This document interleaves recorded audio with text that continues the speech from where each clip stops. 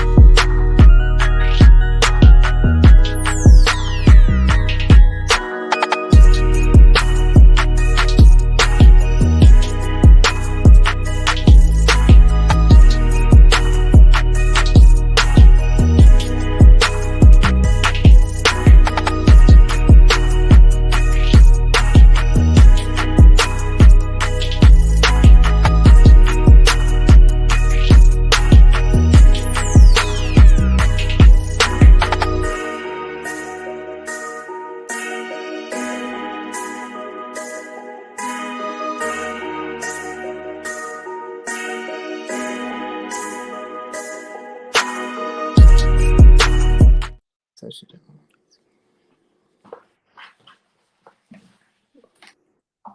Hello, Savannah. Hello, Savannah, and welcome to another edition of Candily Kesha. Tonight, I am joined by Alderwoman Bernetta Lanier of the 1st District with some residents of Ogeecheeton. We are going to jump in and hear a little bit about what's going on, and more specifically about related to environmental pollution in the area, as well as some unique maneuvering on behalf of our great city of. We're going to drill down into those issues, but I want to bring your attention to the agenda where we had our December council meeting, and we have one more meeting left. We hope that you all will be tuning into that. But if you go to the City of Savannah website and click on the clerks tab, the Savannah Clerk of Council tab, that will lead you to a list of dates and times, which essentially is our council meeting schedule. And there you will see the regular scheduled meeting for Thursday, December 8th at 2:00. That meeting actually started with a workshop, however, which was at 11:00, Alderwoman Lanier? At noon, yeah. 12 noon. The meetings are moving target, so forgive me. On that workshop agenda, we discussed impact fees, an impact fee presentation that still is not settled to date. We have a few issues to iron out with that, as well as the parklet ordinance, which many restaurants and businesses in the downtown corridor, downtown Midtown, will be most impacted by this, if you want to call it an opportunity. So we want you to pay attention, go back and look at that meeting and look at what the City of Savannah is rolling out in terms of a new offering to local restaurants. Speaking of local restaurants, I'm so excited to announce that we will again be hosting our third annual Kwanzaa Crawl. And we'll tell you a little bit more about that later in the week. We'll go live from some area where we will be featuring some of our Black-owned restaurants in our city during this cultural event that we're having. But specific to the agenda, we wanted to bring your attention to contract, what I like to consider legacy contracting. We, in this particular agenda, awarded one vendor contractor in the name of Johnson and Lutz almost $19 million for three projects. $19 million for three projects to one vendor. I don't know about you, Alderwoman Lanier, but we actually received a letter of complaint from another vendor who acknowledged that they were essentially tired of being left out of the process, whereby they are not able to come to the table. What you all should know more specifically is that this particular company was handpicked by our purchasing department in one regard, where a supposed emergency purchase for nearly or for over $500,000 was awarded. I believe the other one was about 7 million and a couple million for another. So pay attention to this agenda. We get a lot of critique and harsh criticism because of our line of questioning. And what we want to acknowledge to the citizens of Savannah, who those in particular who watch via Facebook Live, we want you to know that when we're asking the questions, make no mistake about it. Almost 95% of the time, we know the answer or we know we've been told. Our line of questioning is our way of educating the public as well as informing the public as to what their tax dollars are being spent on. Because if we do not pause or do what we call pull these items, we can approve these requests in one full sweep without any questions and without anyone knowing exactly where the money is being spent. We also had a handful of projects where the funds are coming from our general budget for construction projects. And we find that quite problematic when we have lots of questions still swirling around old SPLOST dollars that have not been spent.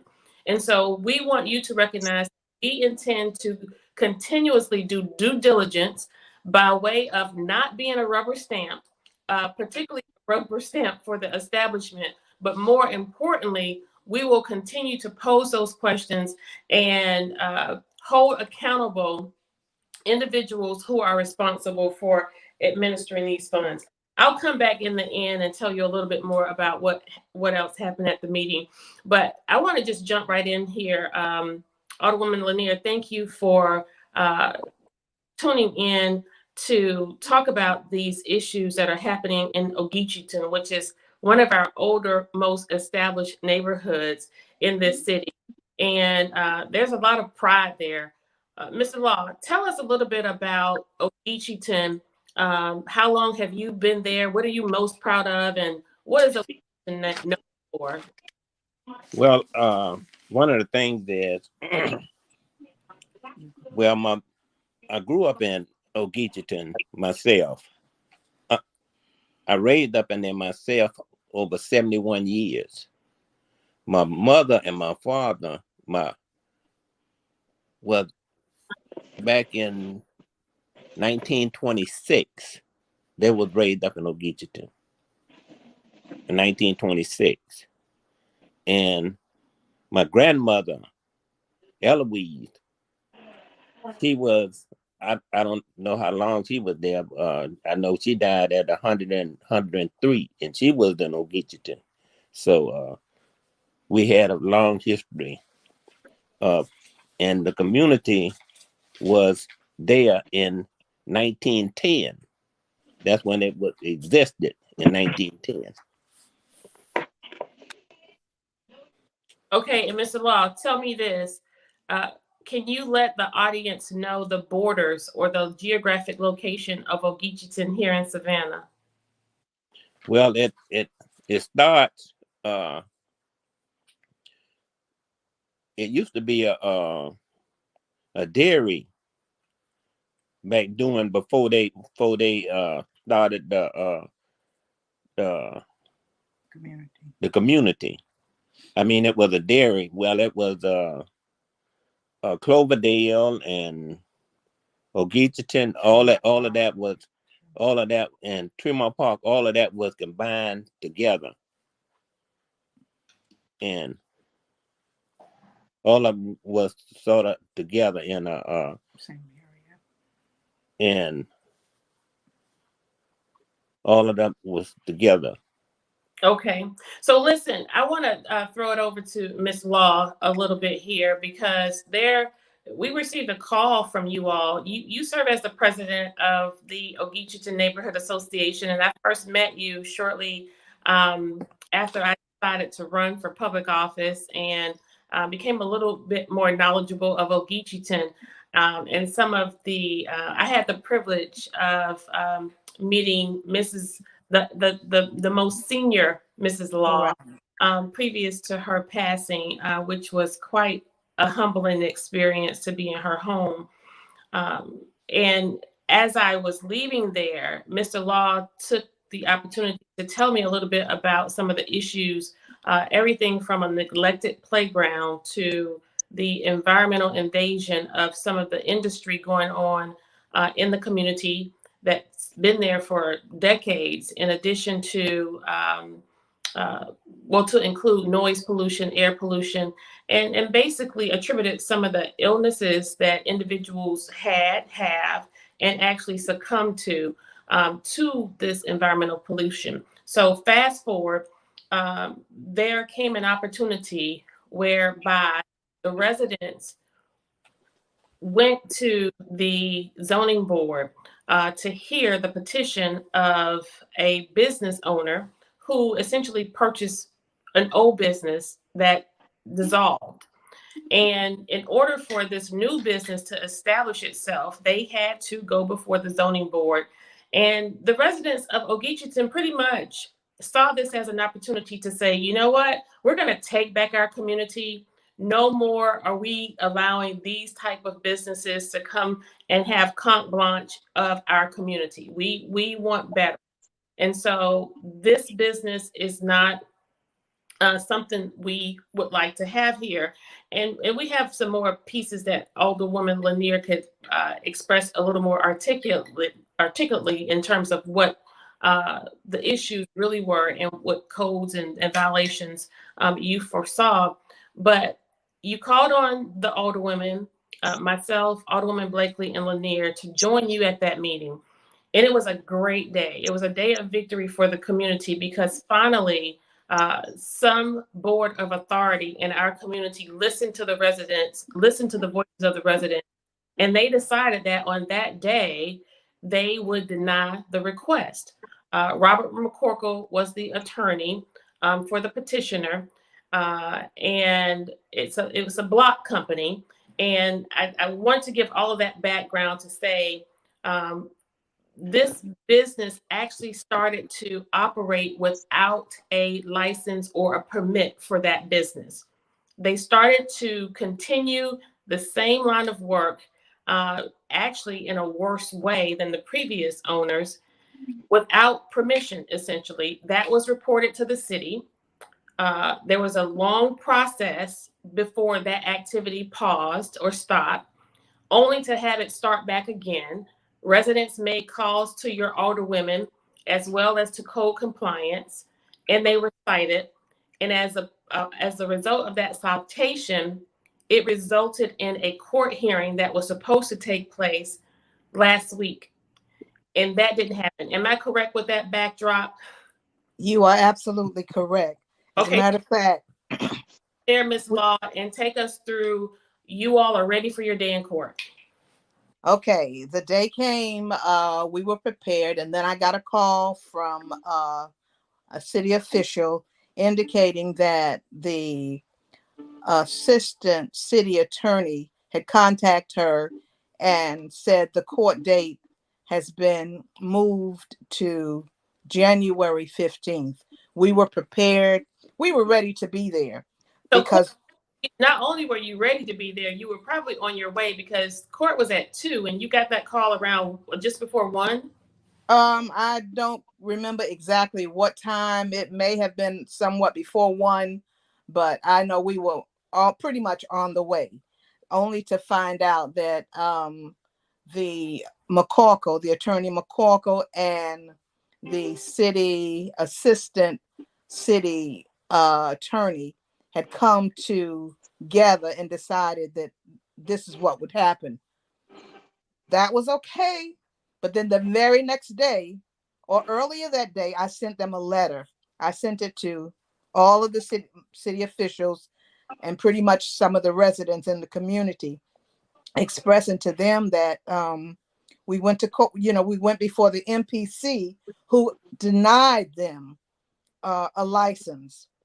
Now somebody goes behind our back and decides that they were cited to go to court for their violations.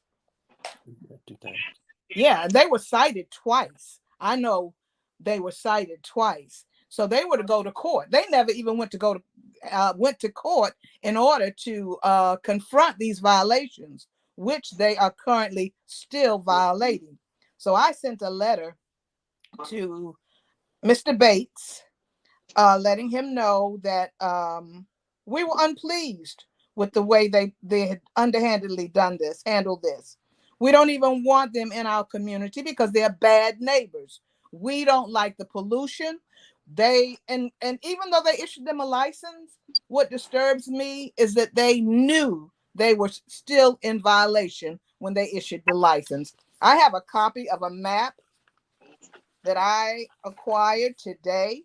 They only have a small portion that's industrial, but yet the map shows cars all over the residential area. So they are still in violation right now. Mm-hmm. So, Ms. Law, I got cut off, but I think it's very important that I'm sure you articulated essentially what your experience was between receiving notice of court date and the court date canceling. I know you all called me about an hour before court because I was on my way. Correct. And when it was canceled, you sent an email said to learn only a few hours prior to court that Savannah Auto X, located at 2819 Ogeechee Road, is again requesting to move their court date back. We are outraged. We are furious because what you are saying to us in essence is we do not matter and we should sit back and allow this company to continue doing what they have been doing, which is operating without a license. This business is bringing dangerous fumes and chemical emissions into the community, and we want this to cease and stop. We are already dealing with hazardous chemicals from Clark's Block Company, which you are very much aware of. Further, we are just outright disgusted and tired. It is only fair to us that since we have allowed this company's attorney to push the date back to January 8th, 2023, that you force them to stop operating. And you thank them for the immediate attention to this matter. You sent this to me, all the alderwomen, as along with the city attorney and the mayor. And the mayor's response was to the attorney and the city manager to advise of the status for the law. And very shortly after that email went to advise of the status for the laws, that's when we got the notice that there essentially was a license in place. Exactly. They had secured a license. And so, Alderwoman, the correspondence, and I love you, Ms. Law. It gives my heart great joy it gives my heart great joy because you all are doing what we have been advocating for citizens. You're standing up, you're speaking out, and you're speaking up for yourself. you are taking control of your neighborhoods and you're making demands of this local government. You say, Mr. Bates, this is to advise that the residents of the Ogeecheeton community want you to know that this underhanded behavior between the city government and auto export company is unacceptable to us as tax-paying citizens for the following reason. And this is where I want you to come in, Alderwoman Lanier, and just paint the picture of how this is essentially a continuation of what we see happening in the first district as well as in our West Chatham area. Number one, MPC had a hearing to rezone the area where this business is located in our community on September 22nd, 2022. They were denied. Now you have issued them a business license knowing they are in violation because they are currently and have been infringed upon the residential portion way before this business changed hands. You check maps for yourself and you will find that they are in violation and they need to be shut down. Some of those violations, just to mention a few, include usage and conduct infractions that affect the safety of public and transportation in the area due to expanding of the roadway. They have, number two, they have recklessly been operating without a business license and you never penalize them. They should be fined daily and not allowed to operate because they will never be clients. And right there, Alderwoman, immediately comes to mind how infractions, violations, and citations have been given to other businesses that we know of. Threats have been given to other businesses that we know of who haven't done remotely anything close to what these people are doing. Number three, we feel the city leadership team is treating the Ogeecheeton residents in a discriminatory and selective basis of business owners over Black property owners. Number four, the city government is in conflict with the zoning that was opposed by MPC. That shouldn't have changed. The DOT has road widening rules and road improvement to the road traffic and usage on the stretch of the highway.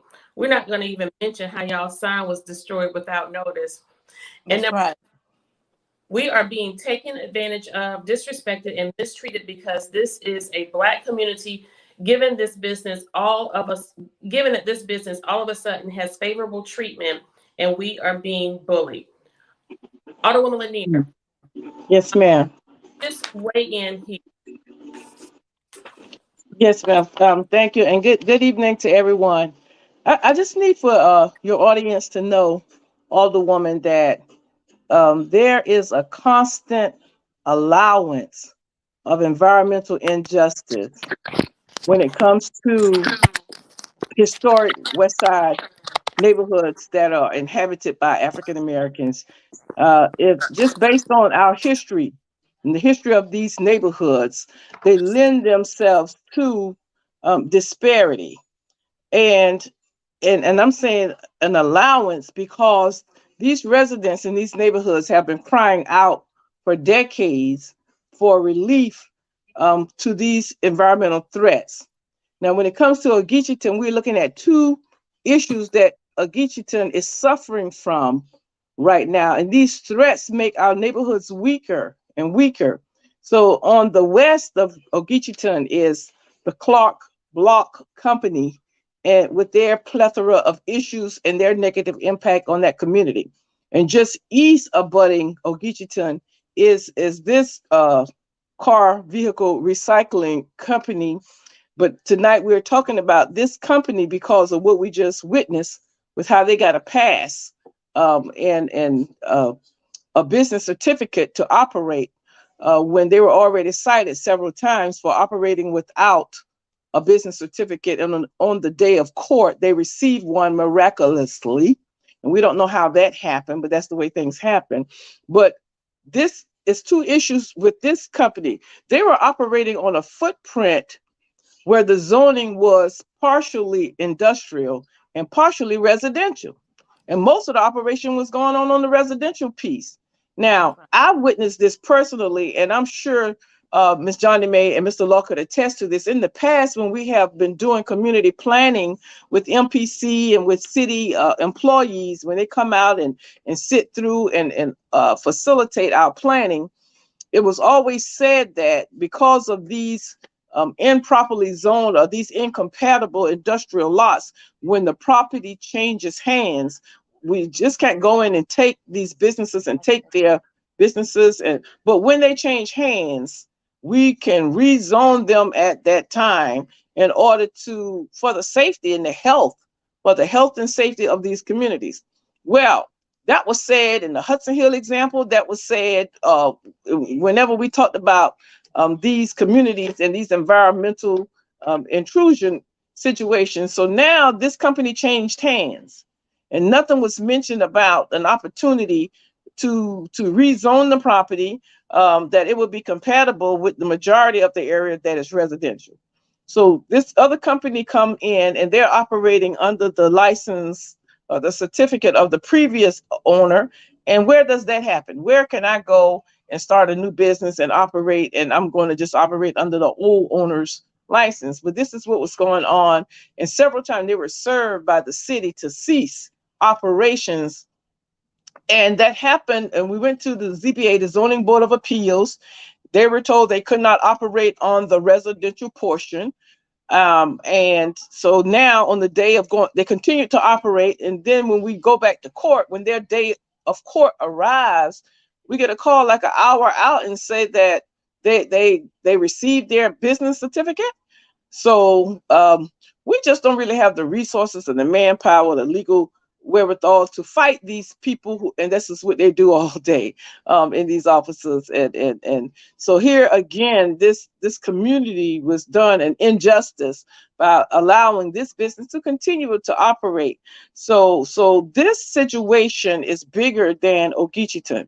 It's bigger because all of these West Side neighborhoods from Hudson Hill, from the river to Ogeechee Road, all 10 of those neighborhoods in between suffer from some type of environmental injustice. And if you just follow these railroad tracks through the West Side, you'll see a pattern of smoke, water, noise pollution, and it's increasing with the growth of the port, with the and all of these businesses. They more or less service the port, or they grow as the industries grow in the area. And we like the growth. It's good, but it's not being managed well, and it's not being done in a public health lens where we are considering the people first. So this is our battle right now: is industrial intrusion, is zoning that was created to separate and segregate people. Again, we have a zoning problem that's hurting a historic African American community, and we do not get any help from the powers that be.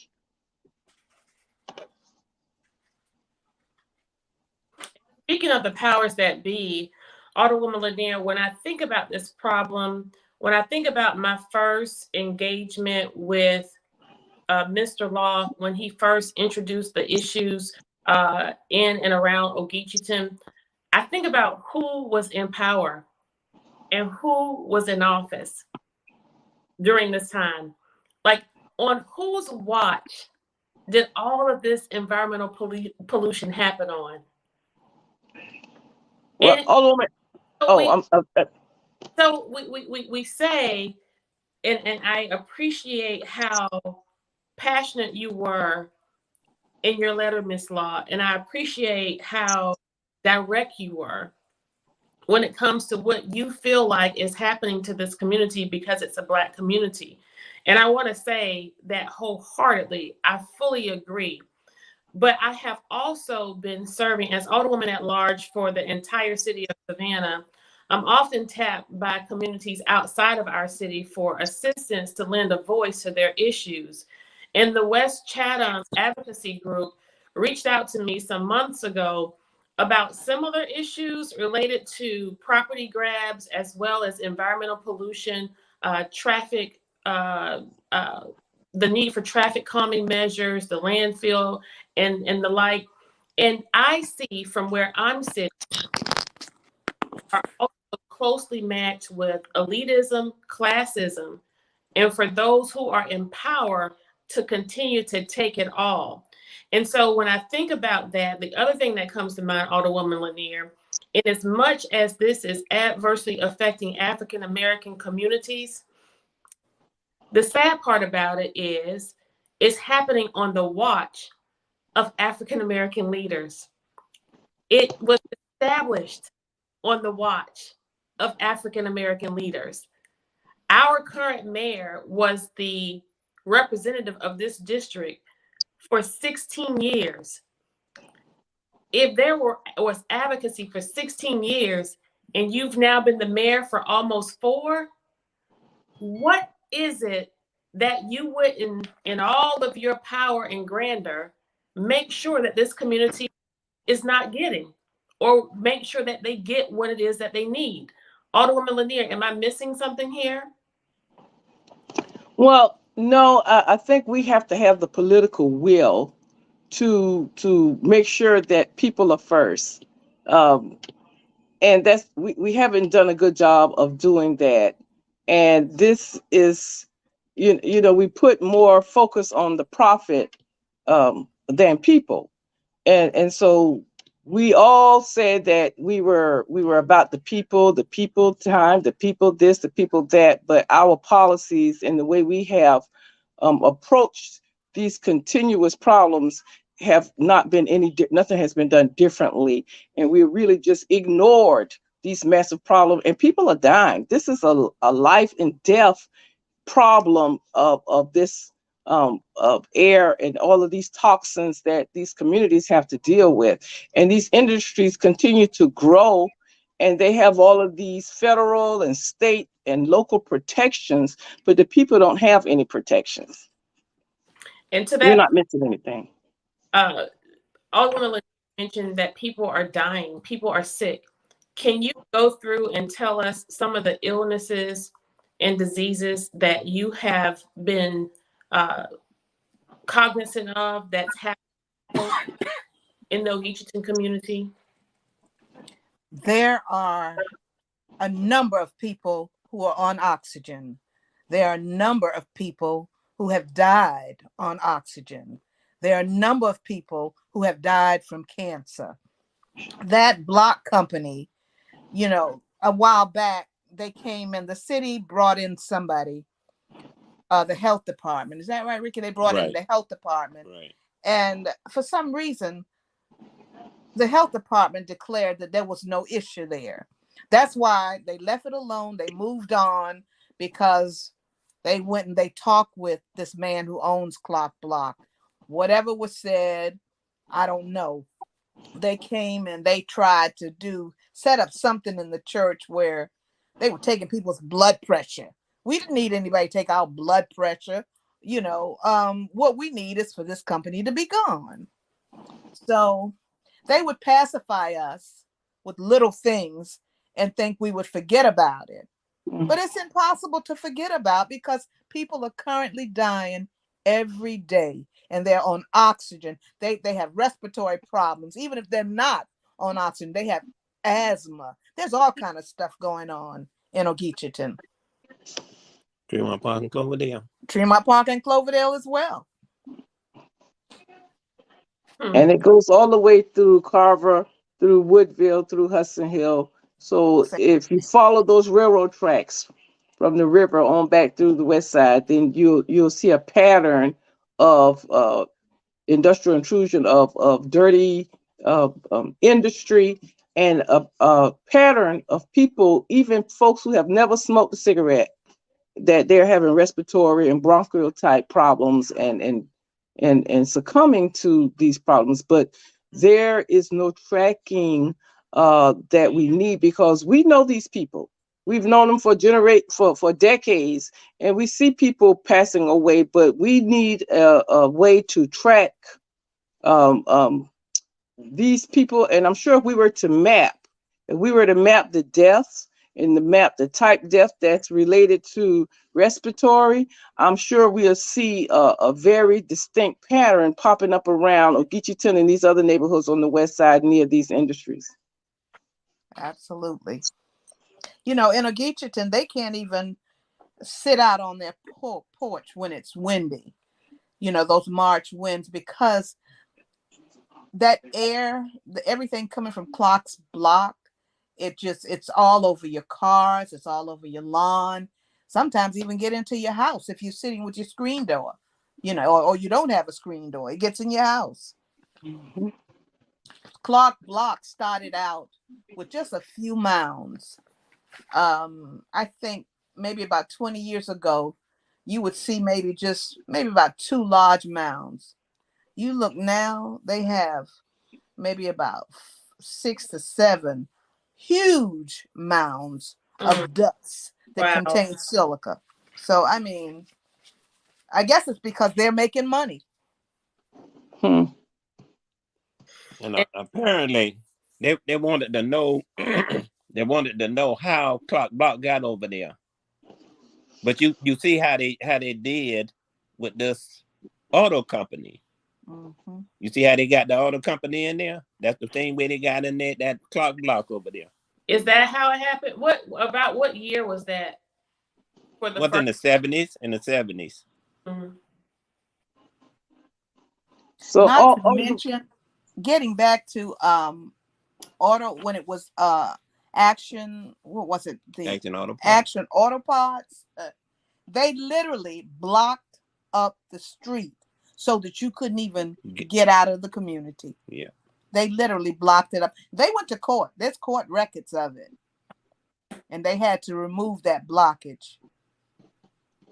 mm. So all the women.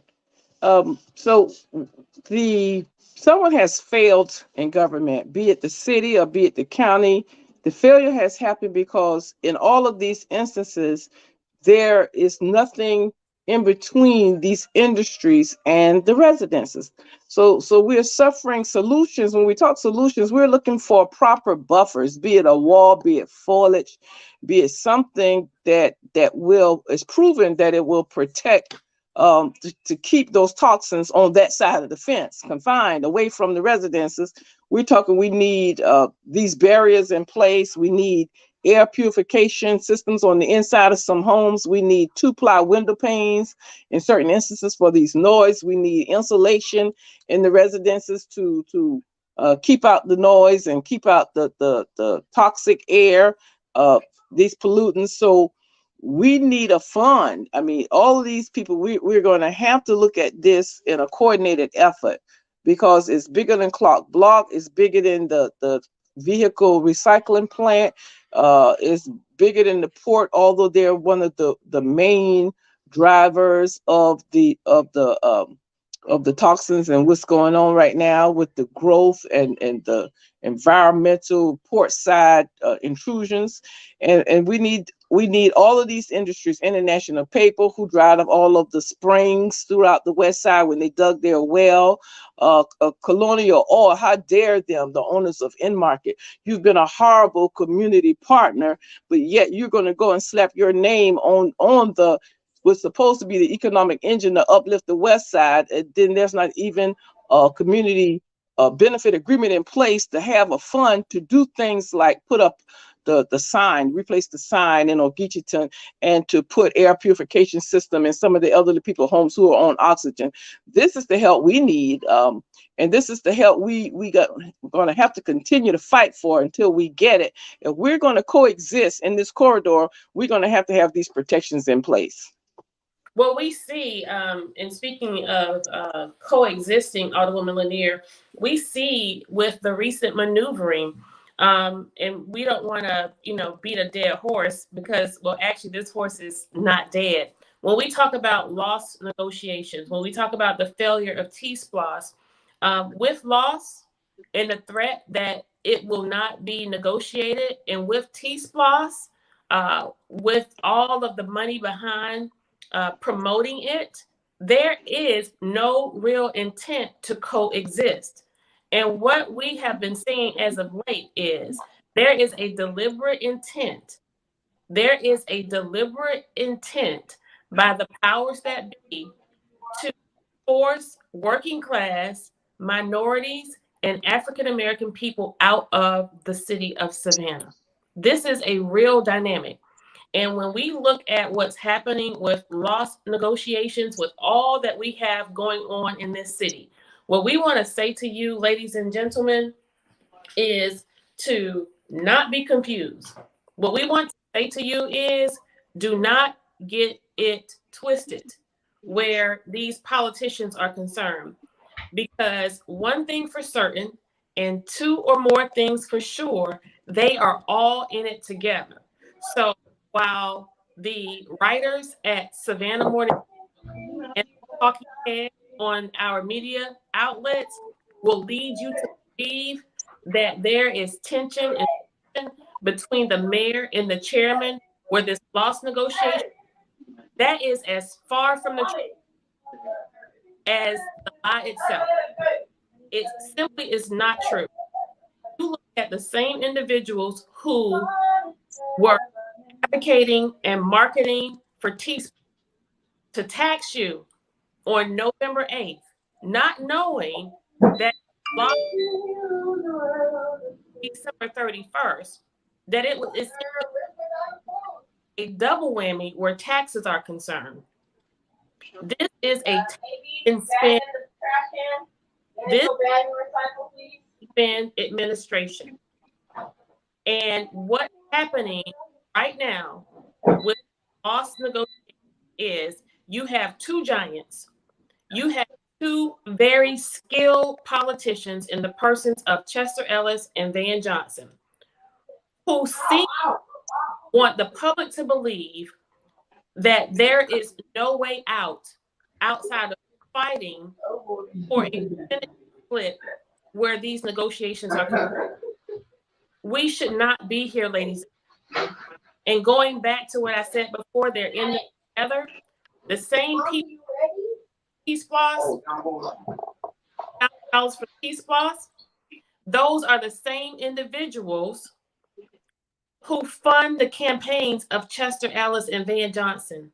Look at their campaign disclosures, and then look at the disclosures of those who contributed to marketing for T-Splosh. These are the same drivers behind this whole loss fiasco, essentially is what it is. So you cannot trust the media on this. You can't trust anything they've ever said as of late, as a matter of fact, because it's the media affiliates who are owned by the establishment who want to carve out a narrative that they want you to believe. Look at who the current public information officer is for Chatham County, for Chester Ellis. It's Sean Evans from WTOC. When my husband Max and I started this company almost 50 years ago, the longtime reporter for WTOC, he has a great reward. He got the bailout. You didn't, Chatham County. You didn't, City of Savannah. He got the bailout for carrying the water for the establishment for years. And his big bailout and payoff and reward is a job, 6 figures probably, no doubt, with Chatham County government. So that's how this will work. That's why Sean Evans was always motivated to get stories about me wrong, because I represented the voice of the people. That's why WTOC rarely or hardly ever has anything to say about the work of Alderwoman Lanier, tore her down when it came to the weeping time, poses strong critique and judgment toward Alderwoman Blakely and myself, because our goal, our voice, and our methods are simply to support the citizens of Savannah. So they will be untruthful. And so don't be fooled. Do not sleep on this whole notion of loss negotiation. And I know we're jumping around a little bit tonight, but this is all important. When we talk about coexisting, there is no real intent to do anything for Ogeecheeton. T-Splosh, yes, they want to tax you. They wanted to tax you on November 8th, and they wanted you to pay more on December 31st. But I say to you again, if we do not meet loss negotiations, it will be less, the least of the implication will be the cake on Chester Ellis's face or the failure of the Van Johnson administration. But the most of this, ladies and gentlemen, this isn't about pointing the blame or calling somebody out. If we do not make this agreement work for the residents of Chatham and the citizens of Savannah in particular, this will signal the single largest act of forced displacement for working class people, Black, white, and the like. Chatham County residents have already been assessed a fire fee. We had the threat of T-SPLOS. Now you want more of a percentage for loss. What's with the money grab? And ask yourself, how are your services? What are we paying all of this money for? Why are the citizens of Ogeecheeton consistently contributing to this tax base? Those are property owners in Ogeecheeton. They pay property taxes. Why is it that they have to resort to a public outcry for their voices to be heard? And so I appreciate lending my platform to you all here tonight. I see you, Mr. Kenny Law, you've just joined us. I want you to come off of mute and offer us an account and what it is. You may want to ask the people in the background to give you a minute. Okay. Or I'll go into a quiet area. I'm here with my nieces, and they're coming home from school. I'm in California at the moment, so that's why things are a little rambunctious here. I think so. Give me a second here. No worries. And we know that you came all the way to Savannah to join the effort at the Metropolitan Planning Commission. The residents, a little over 20 people today, including myself, Lanier, and Alderwoman Blakely, who all joined your effort, and you were there giving serious account of, and you had some interesting history, sir, in these counties, companies. I want you to lend to us some of the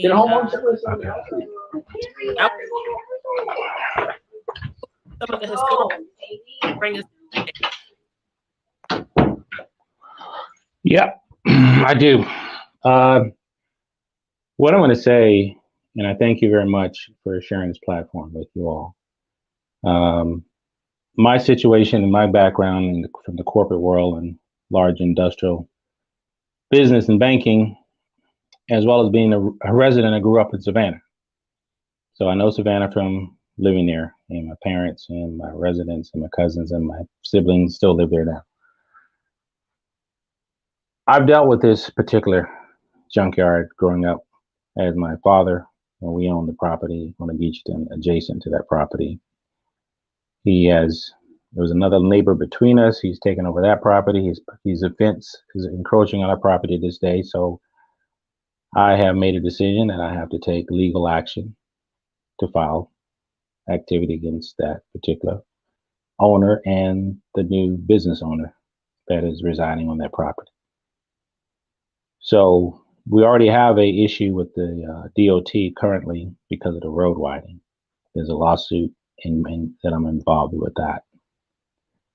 So my perspective is that not only the administration and the city manager, however this convoluted transaction got taken down to give them a license, is totally disparate treatment, bar none.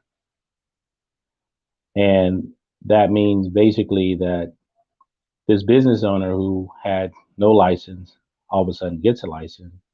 And then furthermore, the opposition and the city itself that had opposition in the meeting when we were there, and I was there in September, that he was denied any additional use. So we're going to have to file legal action. And the city, unfortunately, is going to be part of this situation. because they put themselves in this situation by giving them that license. And also, we will have to take the due diligence time to secure and get a drone to review the aerial view of the activity on capsulized days to see how they are using that property outside of the zone area that they claim now that they only on that limited use permit. I don't believe them, and now nor will I trust them, nor will I trust the leadership because that's happened at this point. So you know more about this than I do. I'm a part of it, and I'm still trying to figure it out. At bare minimum, in as much as we have been advocating it, more specifically Alderwoman Lanier, in as much as she has been advocating for Ogeecheeton, and as the district representative, and then myself, Alderwoman Blakely, and myself, we've put in a few requests as well. At bare minimum, if they were going to extend this license to this company outside of council approval, outside of the MPC's decision to deny it, why not contact us and say, listen, Alderwomen, you don't even have to use the term, we found a backdoor way to getting this company their license, and it's going to be issued today. You might want to talk to the residents. But to have them find out the way they did, and to be a sitting alderperson for the city of Savannah, the entire city of Savannah, and for the district representative to have to actually hear this from the residents was embarrassing. And so I'm still trying to figure out in my head, Robert McCorkle contacted Bridget Liddy, the attorney, Robert McCorkle, for the auto company. Yeah. Our staffer, Bridget Liddy, who works for the city of Savannah, pick up from there. And then after that, they got the license. How was that? Well, we got notified. I got notified from my relatives there, Richard and Johnny May Law, that they got the call. They contacted me. And I heard the decision, and I made it clear to them what you're going to have to do. You're going to have to take the city and name all the plaintiffs who was involved. And I would take the position now to, as I said, watch them like a hawk. If you got to get a team, and you're going to watch how they use that entrance and how they use that property, how they're violating DOT issues and how they're violating safety and transportation safety issues, and all the things that they're misconduct. And we'll get into the city how they are disparately treating the residents that happen to be majority Black in this case. It wouldn't matter if they were white or any other color. It's disparagement treatment, period. So you're going to now bully them and tell them, oh, we got a way to give them a license. Okay. Well, they were supposed to have a hearing where so our voice could be heard. We were denied that voice. So now the city's going to have to give us some punitive damages. And they're going to have to get this neighbor who's bullied us in that community for too many years, well over 50 that I'm aware of. And they're going to have to deal with sanctions, and they're going to have to deal with the fallout of the health matters that we can determine. And we'll put a value on it. We'll get EPA involved. We'll get other outside agencies involved. And we will pick it. We will do what we have to do to bring attention to this. We'll have to go to outside other agencies, Atlanta Constitution. If the Savannah newspaper won't take it up, we'll get our voice out there. We'll get on the internet. We'll get it made known. And we will take legal action because there are laws that they cannot take advantage of the citizens the way they took advantage of them. Right. And they're assuming that we're small and we're going to just roll over and say you can't fight City Hall. Well, I prove to tell you it's different.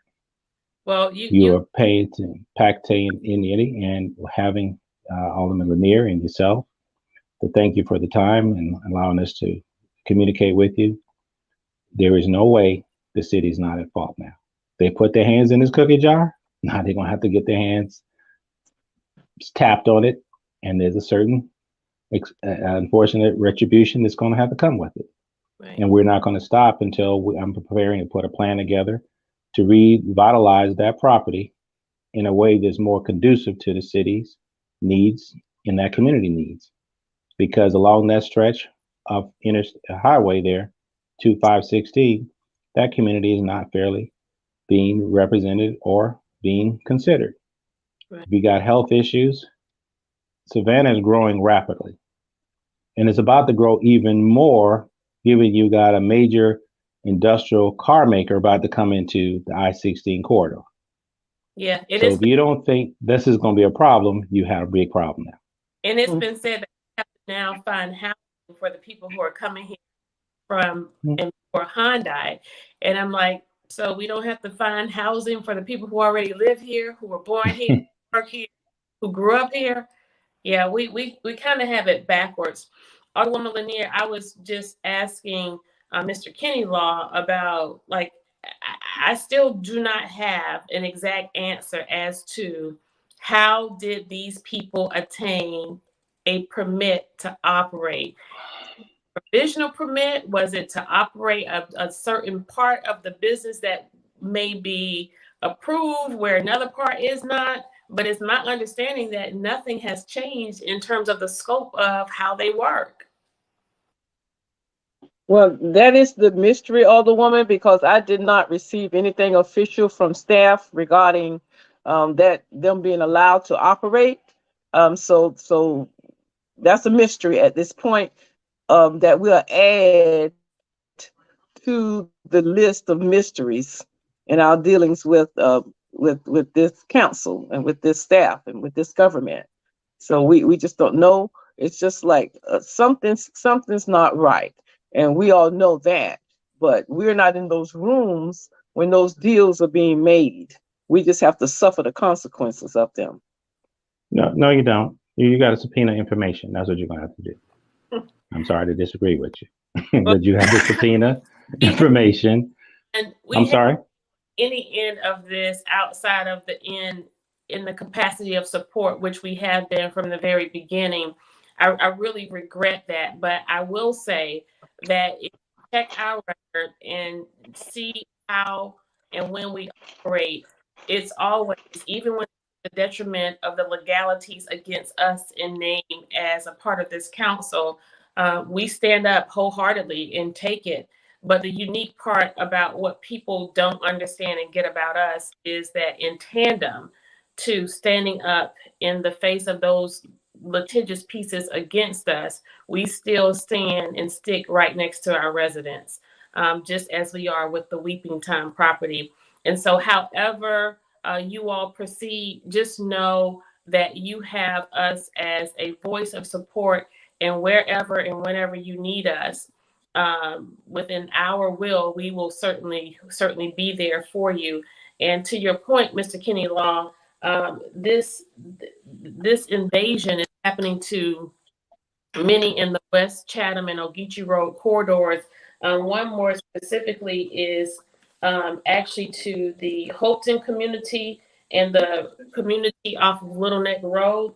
There was a on our last agenda to, let's read this here. This is a petition of Ethan Underwood, agent of and for Hopeton South Land Trust, the property owner, to zone 278.16 acres located off Little Neck Road near Ogeechee Road. They want to move from residential agriculture to residential agricultural county for this previously planned community for business. And so it's my understanding, and being contacted by former members of Garden City City Council and current members, that this petitioner actually cranks out quality products, right? They had nothing but positive things to say about his developments in the Garden City area. The problem, however, is in this particular area of Little Neck Road and the Hopeton community, they are continuously plagued by heavy trucks, heavy traffic, and similar environmental pollution as that to Ogeecheeton without any or little relief. And so these pieces come to the city of Savannah after the city is successful in annexing the property from the county. Then the residents have no county representation. And they come to the city, and we're supposed to take the position of, well, the city now owns the property. It's been annexed into the city. We don't represent you. And then continuously throughout my tenure on this council, this community has suffered. And these are majority white citizens in these areas. And so, again, we see that it's more of an elitist and a classist issue, but there has not been as much adverse implications for communities like such as Ogeecheeton has experienced. So we're happy that you all are finally, not finally, you've been speaking up and speaking out, but you're taking some next more aggressive approach. We're going to take a more aggressive approach to this agenda. Well, I think that's the only way to work this out, because, you know, the way this is happening, if you don't take an aggressive approach, we got people that I grew up or my family members grew up with, they're dying or they're sick, and including my aunt, who is Richard's mom, passed away. I believe she was affected by Clark Park and all the other contaminants that come on from having these junk cars here for decades. And the city needs to take a EPA study, and they need to know that the city now has grown to a different level. They have to be more responsible. I mean, you can't just take tax dollars from these citizens and treat them differently than you would treat any other citizen. You need to ask the question, why? Exactly. And if you can't validate why, and you can't substantiate the why, then you've done something mishandedly or without or potentially negligence on some level. And that's what we're going to determine here. Well, because they have gone that far. They've gone too far. We thank you for not forgetting home, and we look forward to coming. I'll be back. I'll be back because we got things to do in the new year. But coming up in January, well, we got things to do. I'll just leave it at that. But we got to get organized and get fashion to accomplish, with your help, Lanier, and any other state senators. We got to get this done, and we got to bring light to it, because this was not disclosed in a proper forum. This was done sidebar some kind of way. I'm glad. And our voice was not included in that sidebar. Right. I'm so glad you mentioned state officials, because the city of Savannah, I think in large part due to the sensationalism that happens with our council, gets the most attention, and that attention provides cover for our county representatives and our state level representatives, as well as those who are serving us on that national stage. Forget them, Mr. and Mrs. Law. Very simple. Yeah. Call our representatives, and we'll get them in here to help you. Yes. If you did this, is very simple. If you do this to at least my brother, when you've done it unto me. So that's how this principle works. So I want to say one thing. One of the things is that they had two. They was going to court for those two, what you call it, citations. 2 citations. They put them in going to court for 2 citations. Looked like they would have just went on and did these 2 citations at least, and made it look like they got through the city council. Went through the city council and got the license done through the city council, but they didn't do none of that. They just overlooked the city council.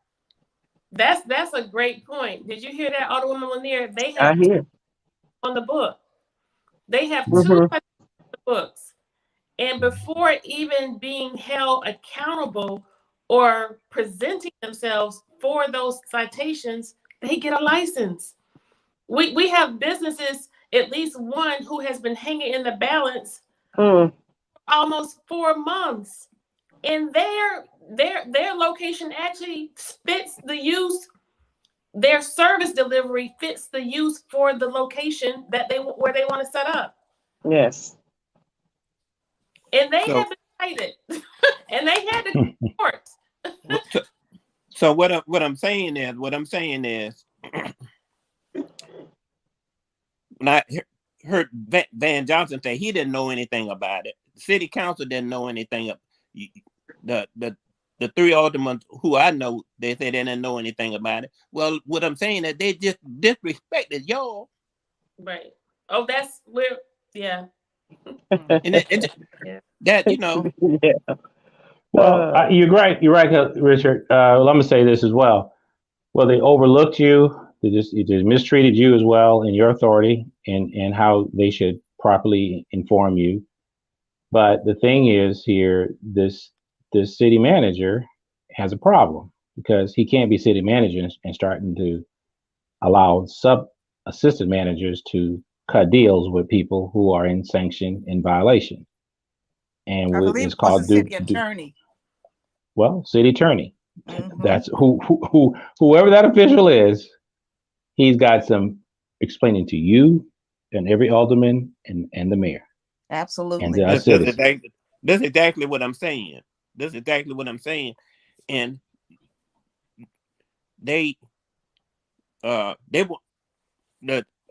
lady wanted to talk to me the other day about what they were saying about they wanted to have a meeting with us. I told them, I said, what do we need to have a meeting for you? For what? The assistant city attorney.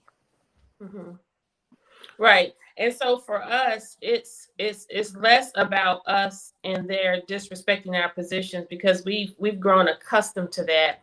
But I just want to say to you that nothing happens in this administration that Van Johnson doesn't know about or has his hand on. And this, if this were a district that he did not represent previous to the 16 years, I wouldn't have much to say there. But I'm going to tell you this, that I know. His hands are all over this. Well, he showed up at the meeting as well to give his voice in opposition to this business owner. Yeah. I told him myself. I said, he said, I didn't know it. He said, I didn't know anything about it. I said, well, but you the mayor anyway. It fall right on your head. Well, we Well, have. let me say this, Alderwoman, and I'll be done about what's happening right now. Ogeecheeton again. Let's talk about the math. You have 4 representatives, and it take 5 votes, and you have a mayor who was your alderman for 16 years, and now you're mayor for 3. You have an alderwoman has been in the seat for 3 years, and you have 2 alderwomen at large. There's something called political will, and it's because the staff takes their leads from the council. And if we allow certain things, or if we don't change certain things and don't stand up for certain things, and then you'll get more of the same. Anything allowed persists. And we are allowing this, and it's persisting. So if you get 4, we should all be able to put something on that agenda about what's happening and get one more person to help us support it on your behalf. You should not be underserved with that many people. We should be together, voting together on your behalf. Now, let's make sure that happens. And to that point, Auto Millionaire, Mr. Kenny Law, what I want to say is the city manager acts at the direction of the council. The city attorney is responsive to the city manager. Despite their titles, they do not act without direction from the mayor and council or the mayor alone. Okay? Okay. Wow. We have to start being big enough in this community to stop aligning ourselves with politicians to the extent that we have more regard for friendship, relationship, and kinship than we actually do harmony in community and the quality of life in our community. And We rightship. Include that one too, rightship. have to be about the business of accountability, Mm-hmm. regardless as to who's in a seat and who we went to school with, or Right. who made the best potato salad at our church, or Right. the piano at my daughter's wedding. Your frat brother, your sorority sister. There you go. There you go. Yes, we should not, I have great respect for people who have personal choice when it comes to who they deal with and who they don't. But as elected servants of this vulnerable city of Savannah, if something different does not change by way of the mindset of the electorate in the next 2 to 4 years, Hmm. people who were born here, raised here, grew up here, graduated school here, got married here, had children here, they will no longer be able to People live. to live here. That's right. That's as simple as I put it. And Okay. with that, I want to thank each of you for joining me tonight. And know that this will not be the last time I extend my platform to you. I look forward Thank to you. the future work that you are planning. And we won't just sit idly by the sidelines. When you all call, we come. Yes. We want to encourage you to continue Will and do.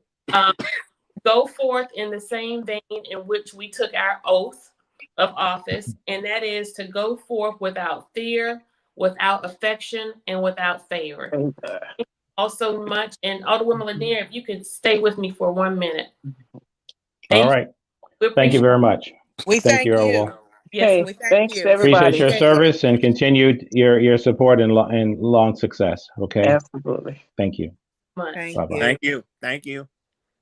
So, Alderwoman Lanier, there were a few items on our purchasing agenda, and I want to just real quick bring this to the attention. I want you all to promise me that you're going to go to the City of Savannah website and pull this up. For those of you who have the ability to print it out, and share it with those who cannot log on. But we had an item on our agenda for a contract for design services for City Hall restoration project by a company called Ethos Preservation in the amount not to exceed $490,395.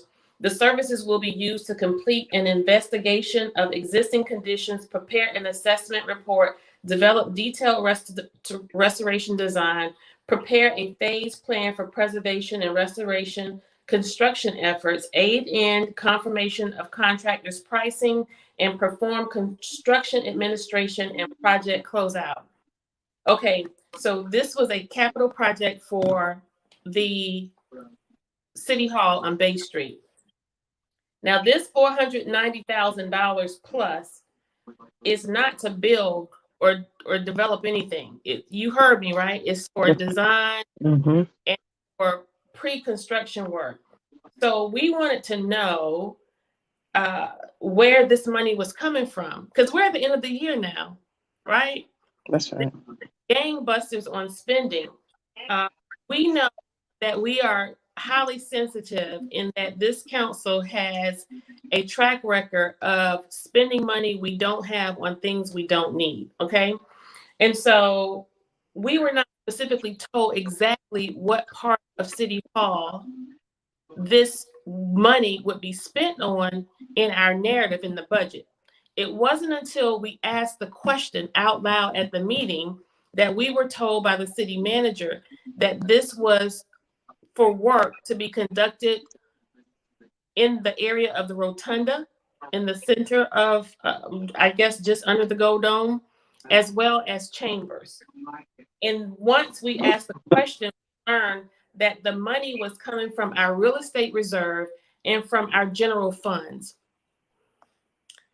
The word general funds is what moved me when I saw that we had a woman petitioning at the top of the meeting to have $10,000 restored to her organization that provides support in helping people get eyeglasses, hearing aids, diabetes check, and diabetes medication, so forth and so on. This was MedBank, right?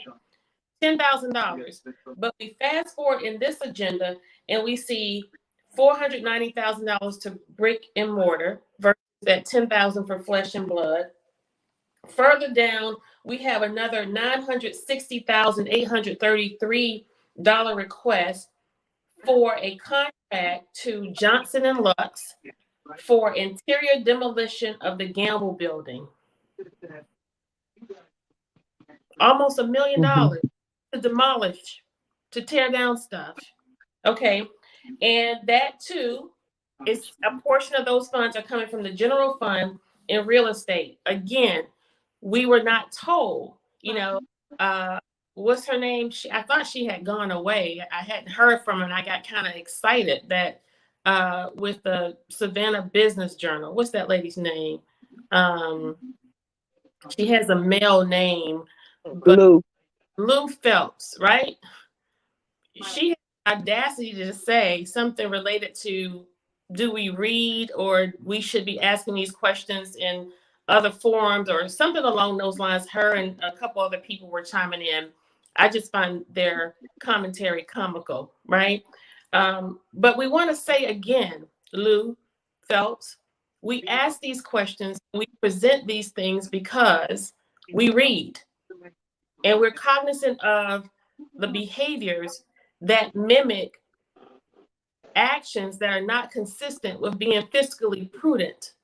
And so because we are not rubber stamps, we have a responsibility to the electorate to let them know how their tax dollars are being spent, whether it's from our general fund, our reserve, a SPLOS, whatever the case may be. People should know. Now, Alderwoman Lanier, with regard to Johnson and Lux, in some previous meetings, you were able to identify that this company is considered a DBE. And can you tell us a little bit about how that process works when these individuals, because as I stated, this one company, Johnson and Lux, this is almost $1 million they got here in item number 33.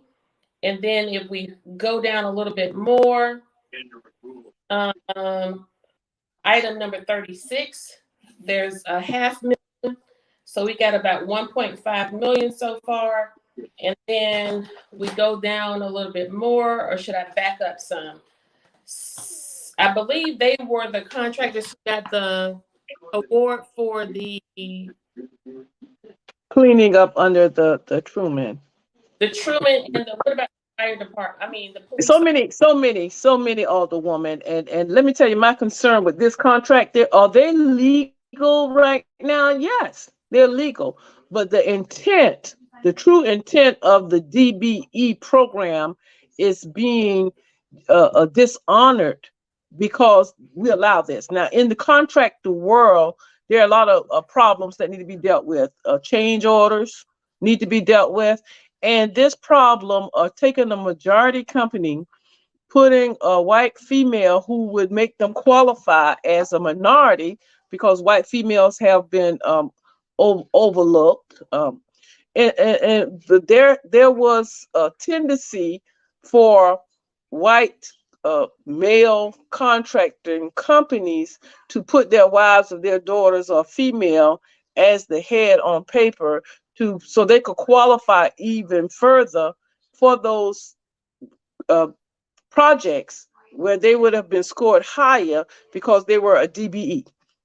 So the true essence of why we created the program to get small disadvantaged business enterprises, small Black businesses, small Hispanic businesses, small white female-owned businesses, small Black female-owned businesses, to give those people, to give that population who live here, to give those dollars an opportunity to circulate within our community. So when you get a majority company to come in and you do some research like I did to find out that this was a male and his son who were both engineers, certified engineers, but they took the wife, the mom, the school teacher, and placed her at the head of this company. They got a local office space, an incubator space to so they could qualify as local. So now they're local and they're disadvantaged, and it knocks so many others out if they qualify. Now, we haven't done a good job as a city because we said we were going to take the smaller contractors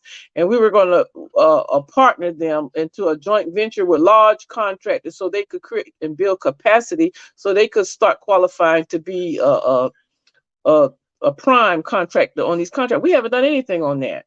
So we haven't handheld those contractors and broken down contracts that were really big and give it to small. We haven't done that work as a city. So when we see these people come in, there's nothing we can do. When we asked to get a workshop on purchasing so we could get down into the weeds of the purchasing policies to take these biases and these systemic pieces out, then we get a little horse and a dog and pony show of this is what purchasing is and this is what we do, but we never got a chance to really get down and analyze the impact of those policies. So that's what we're dealing with companies like Johnson Lux. Are they a viable company? Yes. Can they do the job? Yes, but we're missing the intent of creating and keeping those dollars here for people who live and work and it's from this area, and that's the problem. So the older woman, I think that oh, there you are. Yeah, I was listening. I was actually looking for something as you were speaking. I don't know if you remember, I asked you earlier today if you were in receipt of an email, because people think that, Alderwoman Lanier, that we specialize in just wreaking havoc on these processes, when in fact, that's as far from the truth with regard to anything it is that we do. We were called upon, we were asked to serve in a manner in which we were good stewards of taxpayer dollars, in a manner in which we would assure that the city services were being administered and delivered in a way that is fair, balanced, and equitable. We were called upon to serve the citizens of Savannah with regard to making ourselves accessible. And I think both of us tonight are as tired as we are because we have exceeded the expectation of accessibility. I raise that all because when I receive information that sort of validates what it is that we're doing, it gives me such encouragement, so much so that I have become numb to criticism and judgment where my work is concerned. And so this is an email, Alderwoman Lanier, that was sent to us from Don Morgan, an individual who is concerned about our purchasing process. And once again, just like the residents of Ogeecheeton, just like the residents of the Weeping Time, the advocates of the Weeping Time, just as the citizens on our south side who had issues with the canal, who spoke up and spoke out, these are the actions that citizens have to now take. We cannot be the end all be all where your representation is concerned. At some juncture, we have to have the weight. We are just one voice and one vote. And you did a great job of explaining how that works. But it is only when the citizens rise up, mobilize, and take their rightful place in local government by engaging and demanding of us what they want, that we are truly making a difference. And so to the point that we were making during that meeting, for all of you individuals who had all of that negative stuff to say on our Facebook feed, what we did, Alderwoman Lanier, the questions we asked, it made a difference because somebody was listening. Somebody was listening with an ear who needed what we're advocating for. And what I come to know as of late For individuals who have an issue with our passionate advocacy, who have an issue with the fact that we show up and we speak up and speak out on behalf of our constituents, these are the individuals who quite possibly do not know what it is that we're advocating for, or they don't care about the people who we're advocating for. And so if individuals want to continue to be sanitized in the sanctity of their false security, that's all well and good.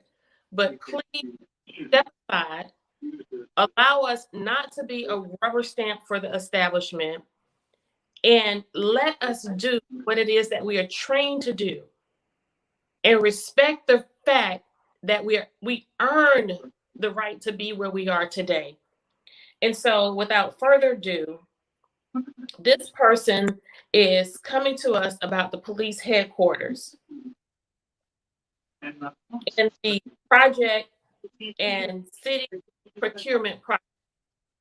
Dear Mayor Johnson, aldermen and alderwomen of the city of Savannah, and city manager Elder, I am writing to you all today to express my extreme concern and dissatisfaction with the current procurement process.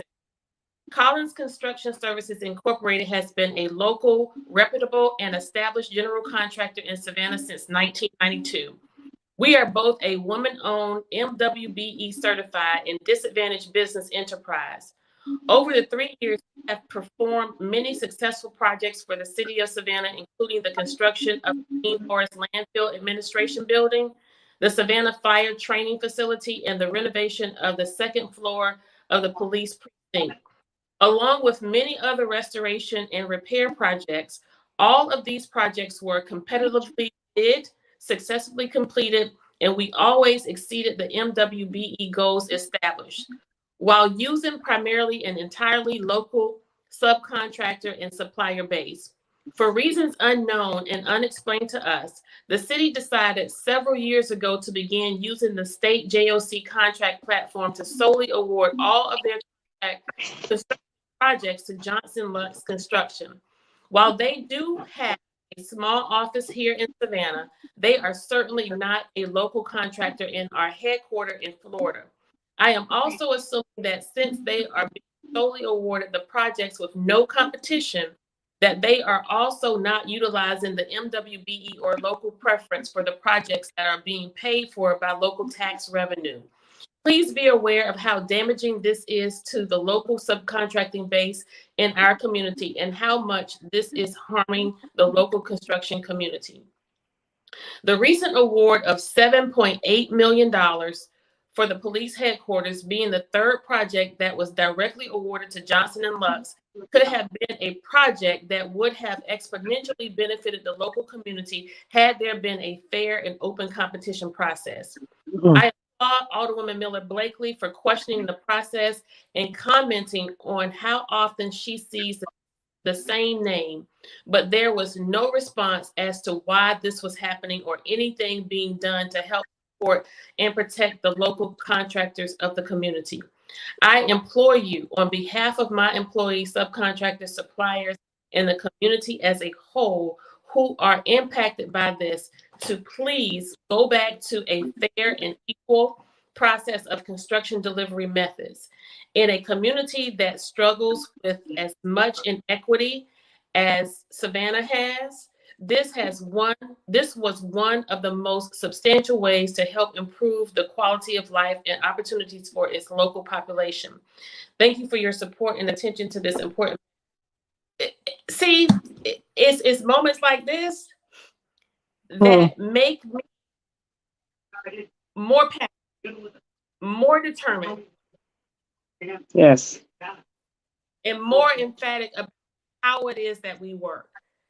And so I want to encourage you all the way here as you go forth in the first district, recognizing that you are one voice and one vote, and that those 4 other votes on council make a difference to the bottom line in terms of what it has been that you have been able to achieve and that which you have prevented from achieving. And just continue to do what it is that you are doing. And I want people who are listening, you don't have to go on a letter writing campaign, but surely when it comes down to the kind of money that we are spending in this local government, as I stated before, with the level of wasteful spending of this administration, we trip over money walking in the door and flush the remaining of it down the toilet on our way out. There is enough in Savannah for everybody. You just have a voice at the table to make sure that everybody is getting their equal share. And you know what? It's not even so much equal. It's fair. Because we all pay into our tax base and we all deserve a fair share. Alderwoman, do you have anything else tonight? No, ma'am, you've said it, and it is more about from my point of view, from where I sit in the first district, looking at the total landscape, be it politics or economics.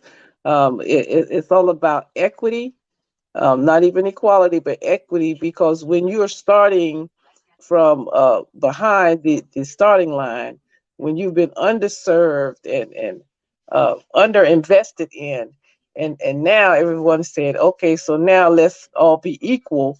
So we've got a lot of catching up to do, and we're going to change this poverty trajectory in the first district, being the district that most impacted by poverty and underinvestment. Then we're going to insist that we have policies in place to drive that investment, and it needs to be resident driven. And we're going to fight to stay here on this land that is our land where we live. This is where we have been working and living and dying for generations, for over 100 years. And so we're not just going to easily be pushed out of here. And although we do not have people or the political will to create policies that's going to protect us, or that's going to drive and change that trajectory and drive that investment, that's the work. So that's what we're working to do, to protect our citizens and to make sure that we can live and age and create generational wealth in place. So we thank you for the work that you do, Alderwoman, on behalf of the residents of the first district and the entire city. We appreciate you.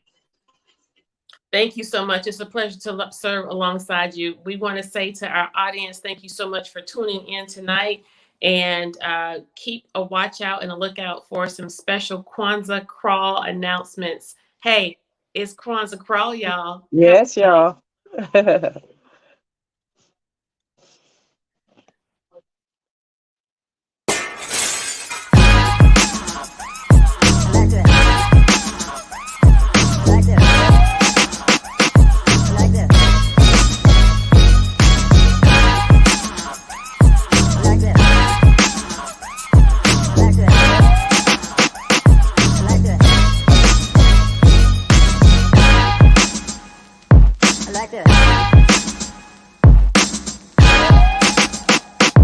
Like this.